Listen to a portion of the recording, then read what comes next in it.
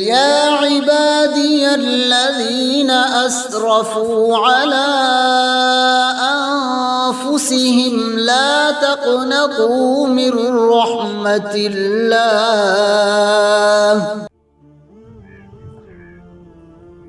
السلام عليكم ورحمة الله وبركاته.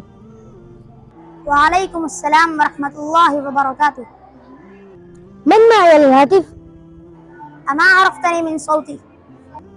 صوتك ليس بي غريب ولكنني لم أعرفك. احذر، من أنا؟ معذرة، لا أعرفك فأرجو أن تعرف نفسك. حاول لعلك أن تعرفني. عفوا، لقد خانت الذاكرة، وأخبرني عن المكان الذي لقينا فيه.